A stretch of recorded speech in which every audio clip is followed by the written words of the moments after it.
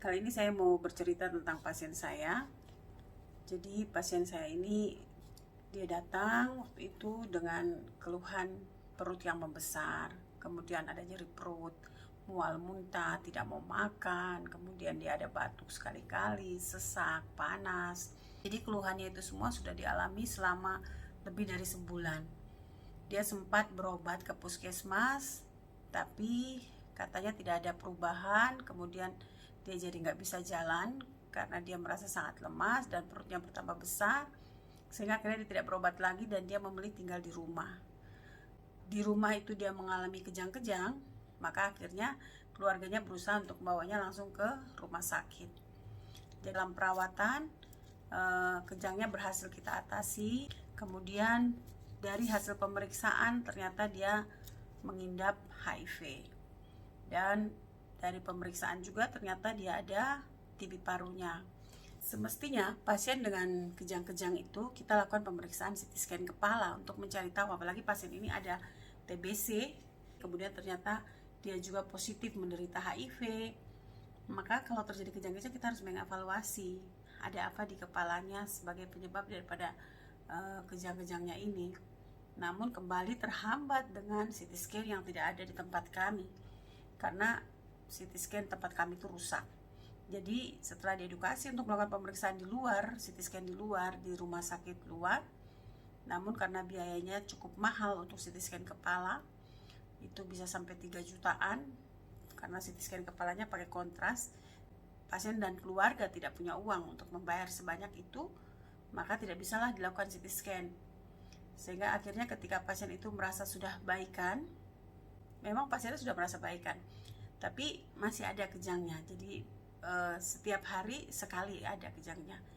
Jadi cuma kejangnya aja yang timbul sekali-kali, tapi yang lain-lain dia sudah merasa lebih nyaman.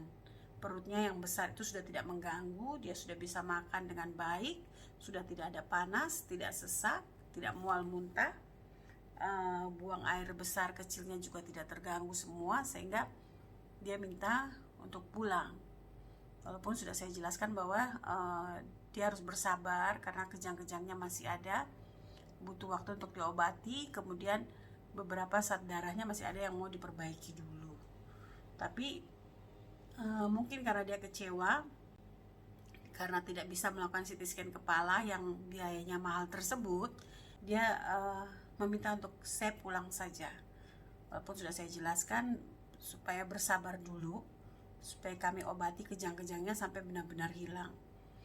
Tapi untuk memastikan apa sebenarnya yang ada di kepalanya sebagai penyebab daripada kejang tersebut, tidak bisa kita pastikan, karena itu tadi CT scan kepala tidak bisa dilakukan. Dan ternyata 2 hari kemudian pasiennya kembali lagi, karena setelah 2 hari di rumah kembali timbul kejang-kejang. Kemudian pasiennya selama 2 hari di rumah pun tidak bisa makan minum kembali. Dia merasa perutnya sakit, merasa mual, kemudian tidak bisa makan, kemudian panasnya timbul kembali, dan terakhir kejang-kejang. Karena kejang-kejang kembali, kemudian dibawalah ke rumah sakit. Cuma ternyata dalam waktu 2 hari perubahannya sangat besar sekali, kondisinya menjelek dengan cepat dalam waktu 2 hari, sehingga ketika tiba di ruang gawat darurat, tidak berapa lama kemudian pasiennya meninggal dan tidak tertolong. Karena itulah jangan berkeras untuk minta pulang kalau memang dokter masih meragukan untuk memulangkan pasien. Jadi kalau dokter mengatakan belum boleh pulang, sebaiknya jangan berkeras untuk tetap memaksa pulang. Karena itu tadi ya, salah satu resikonya seperti ini yang terjadi, yaitu penyakitnya timbul dan menjadi lebih berat lagi dan tidak bisa ditolong, dan akhirnya mengakibatkan kematian seperti yang terjadi pada pasien ini.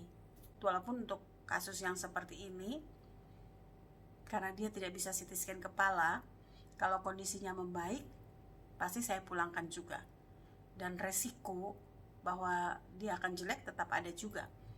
Tapi mungkin kita tidak tahu, mungkin kalau dia bisa bertahan beberapa hari setelah obat-obat yang diberikan suntik itu bekerja dengan baik, kemudian kita melihat data-data saat di tubuhnya juga semua baik, kemudian kita pulangkan, mungkin akan lebih baik, lebih survive dia di rumah, dan tidak kembali lagi gejalanya yang jelek itu muncul, karena obat sudah kami berikan secara maksimal dan bisa diteruskan secara obat minum.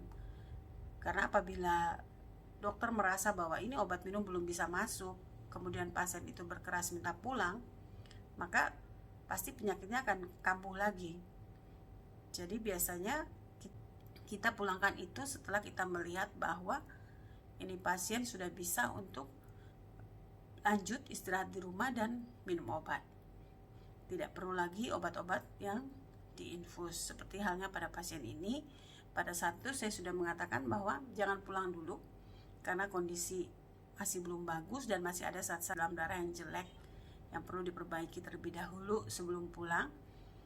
Namun pasiennya berkeras untuk pulang, sehingga akibatnya 2 hari kemudian setelah ia pulang, kejangnya kambuh lagi, dan selama 2 hari itu penyakitnya kumat lagi.